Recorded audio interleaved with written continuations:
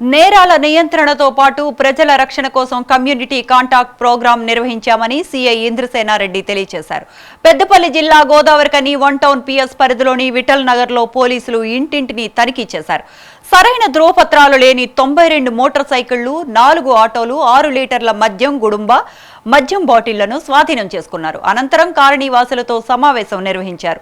ప్రజల కోరిక మేరకు దాతల సహకారంతో సీసీ కెమెరాలు ఏర్పాటు చేస్తామని తెలిపారు. కాలనీలో అపరిచిత వ్యక్తులు కనిపిస్తే వెంటనే పోలీసులకు సమాచారం అందించాలన్నారు.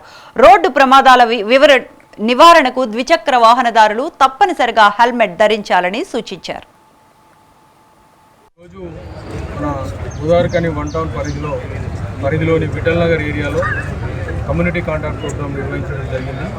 ఇక్కడ ఎక్కువ మంది సింగరేణి ఎంప్లాయీస్, అదేవిధంగా సింగరేణిలో లేబర్ పని చేసుకునే వాళ్ళు వివిధ జిల్లాల నుంచి, వివిధ రాష్ట్రాల నుంచి ఇక్కడ ఉంటా ఉంటారు. కాబట్టి వారి యొక్క ఎవరున్నారు ఇక్కడ ఏంది అని చెక్ చేయడం జరిగింది. ఈ ఏరియాలో చాలా వరకు మనకు వెహికల్స్ కానీ, అదేవిధంగా లిక్కరు, ఐబీ లిక్కర్ కూడా దొరకడం జరిగింది. 10 లీటర్ల గుడుంబా కూడా మనం ఇక్కడ పట్టుకోవడం జరిగింది. కాబట్టి ఈ ఏరియాలో ఉన్న ప్రజలకు ముఖ్యంగా తెలియజేసేది